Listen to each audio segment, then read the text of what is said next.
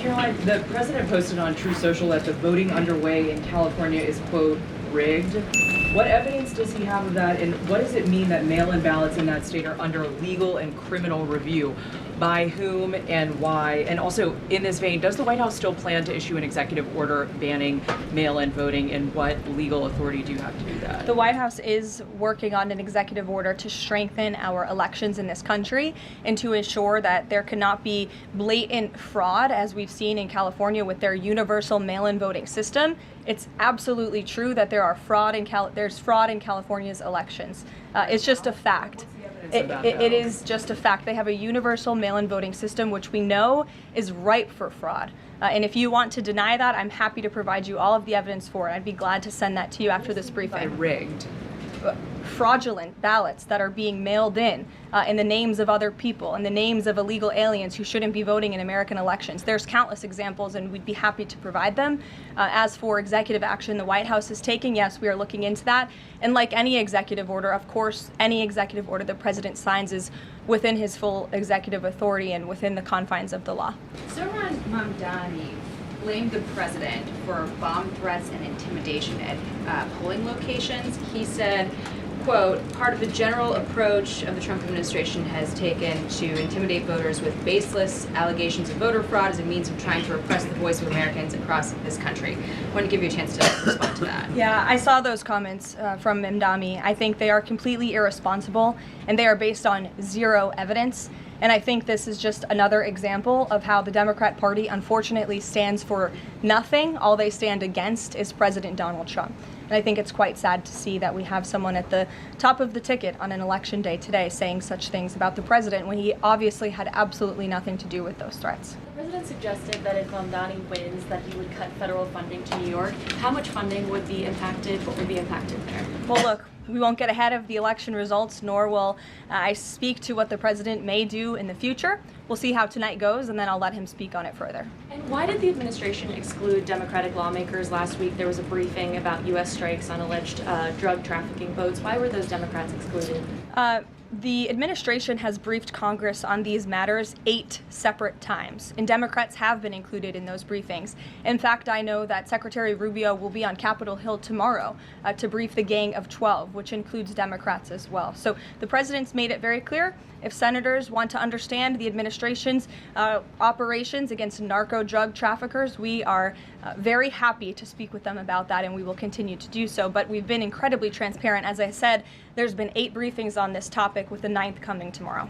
Annie? Does the president think that the results of the Virginia or New Jersey gubernatorial races tomorrow, or statewide races tomorrow, will in any way reflect a voter sentiment towards his administration? Look, Annie, I'm not at liberty to talk about the election results, and I certainly won't get ahead of them. I'm not going to engage in hypotheticals that may or may not happen tonight. We'll have to watch and see. And I'm sure you'll hear directly from the president tomorrow on that point. The White House has explained that the reason you didn't submit construction plans to the NCPC is because that commission, along with others, don't have oversight over demolitions, but only over construction. And so far, you haven't built anything. So can you help us understand, can the president tear down anything he wants without oversight? Could he demolish this building or, say, the Jefferson Memorial? So it's not the president who came up with that legal opinion himself. That's a legal opinion that's been held by the NCPC for many years. It's written, so we can get you that background and that research if you wish to include it in your reporting, because it is very important. They have ruled consistently, their general counsel has said, when it comes to phase 1 of this project, the tearing down of the current East Wing structure, a submission is not required legally for that. Only for vertical construction will a submission be required, and that's a legal opinion from them, and we are following that legal opinion. And again, I would just add, can any president do such a thing to the White House grounds? There have been many presidents in the past who have made their mark on this beautiful White House complex. This briefing room, as you all know, was not once a briefing room. It was a swimming pool. There have been presidents who have completely torn down the executive mansion. If you look at what President Truman did, some of the photos of the construction project that took place in those years, I think sitting here today, we're all grateful for those efforts and the modifications that happened at that time. And again, in due time, the East Wing is going to be more beautiful and modern than ever before. And in addition, there will be a big, beautiful ballroom that can hold big parties and state visits for generations to come. So it sounds like the answer is yes, he can tear down whatever he wants. And then secondly, I mean, that's not what we're saying. That's a legal opinion that's been held for many years. And interpreting it. No, it's something that presidents have done for years and years. In fact, I have some photos here. Thank you, Pat, to show you the construction that's taken place on the White House grounds. This is the construction of the West Wing in 1902. Look at this, the construction of the West Terrace in 1902. These images look quite similar to what you and the American people are seeing today, the construction of the East Terrace as well. You look at the construction of the West Wing expansion in 1934. So look, this is a legal opinion that's been held for many years. Look at, this is 1950. It looks a lot like what you were seeing today. Can he demolish anything he wants? What do you think that oversight? rubble is? How did that rubble get there? Right, so I'm asking, and then back to the donors. Go ahead, Reagan. Many of them are. Reagan, go ahead. The president's cost estimate has changed several times. I think it's up to $300 million now. Given the nature of all this, will the White House commit to releasing all of the donors and how much they're spending and how much of his own money the president is putting on the line to this? We have released the full list of donors thus far. Perhaps there will be more people who want to generously contribute to this project. And the president, yes, has committed his own resources. And when he releases that information, which I'm very confident he will, you will all see that.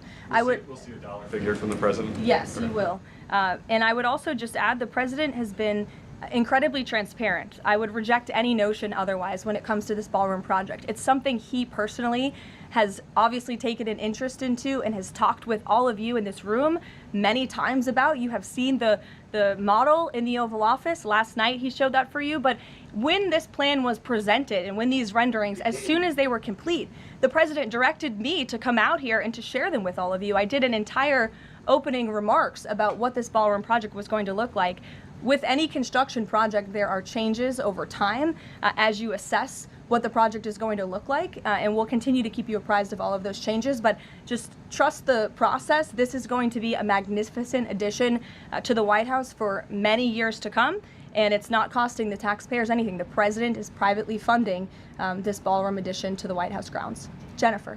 To follow up on that, one thing that's not in the president's model is the East Wing bunker, the president's emergency operations center. Can you say if his update, that $300 million, does that include the cost for upgrading that bunker? Look, like any security enhancements that are made on the White House grounds, those will be made and maintained by United States Secret Service. As for the cost of the ballroom and the construction itself, all of that is going to be, like I've said, privately funded and paid for by the president himself and many generous patriots who have stepped up. Is included in that funding? Correct. Okay, and then can you say, well, that's right, I'll skip that one. Thanks. Can you help clear up some confusion about SNAP benefits? Because Sure. the president just posted that they will only be given out when the radical left Democrats open the government and not before.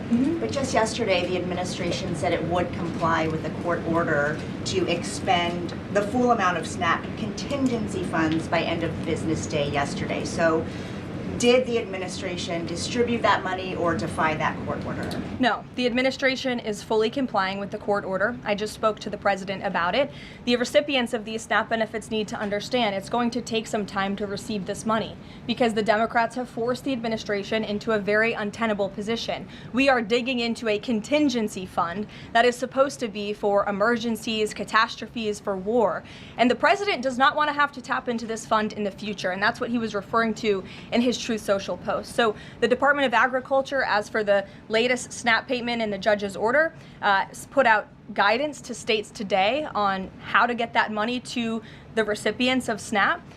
But it's going to take some time. The best way to get the full amount of SNAP benefits to those beneficiaries is for Democrats to reopen the government. So to anyone who is a SNAP beneficiary at home who needs that assistance, and the president was just saying, this is for people who are truly needy, who need food, who need this assistance from the United States government. Democrats are holding it up and making it difficult for the administration to get those payments out the door. So if you are at home and you want your SNAP benefits, call the Democrats and tell them to reopen the government. Blocking that contingency fund for the future if this shutdown lingers on? Look, the president does not want to have to continue to dip into a contingency fund that doesn't even have enough money, by the way, to fund the full program. It takes $9 billion to get the full scale of the benefits out the door. This contingency fund only has about $5 billion in it. So again, Democrats need to reopen the government so we can get these benefits out the door for people who truly need them. Thank you, Karoline. I was just curious, you had mentioned there that President Trump, as we know, has been speaking with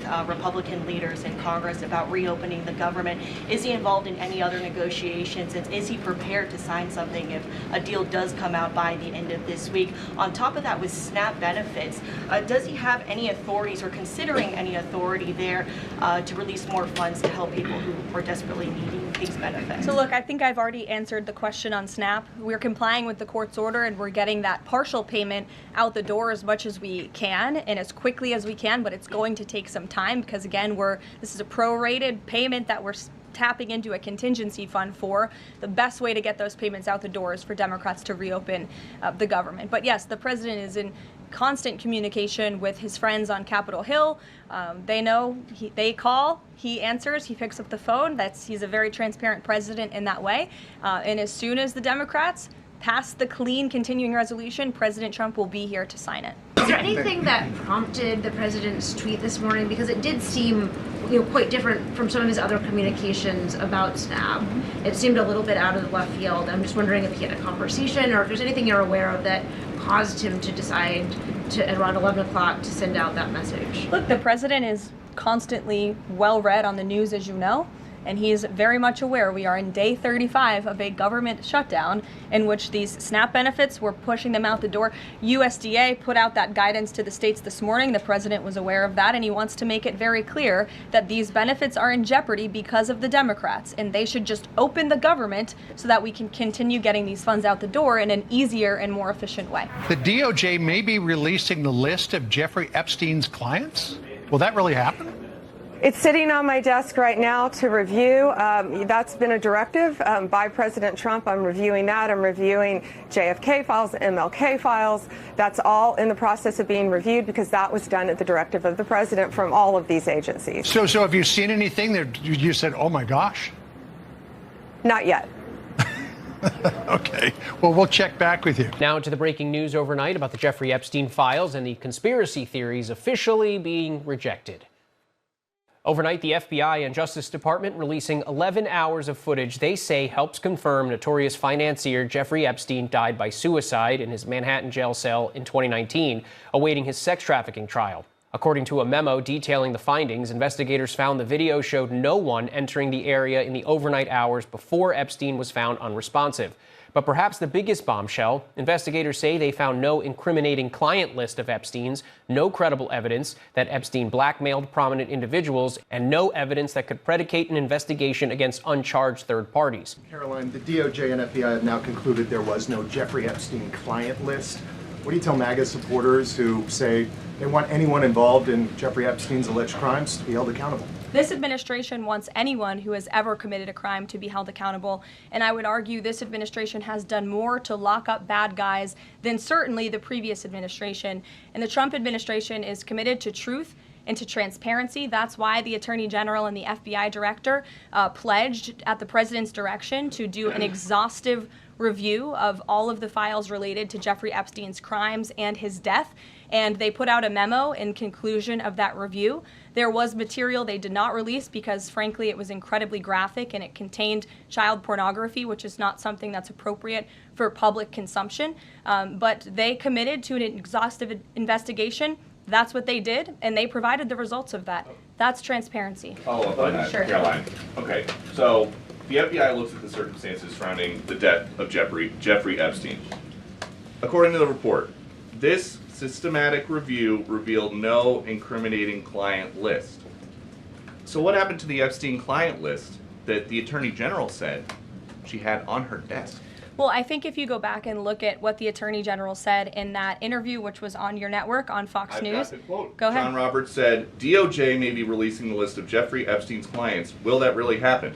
And she said, it's sitting on my desk right now to review. Yes, she was What? saying the entirety of all of the paperwork, all of the paper in relation to Jeffrey Epstein's crimes. That's what the Attorney General was referring to, and I'll let her speak for that. But again, when it comes to the FBI and the Department of Justice, they are more than committed to ensuring that bad people are put behind bars.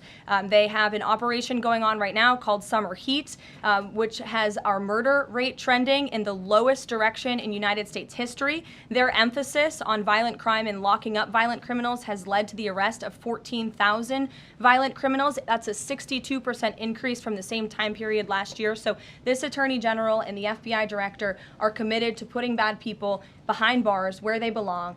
They promised an exhaustive review. That's what they did. For any further details, I would refer you to the Department of Justice.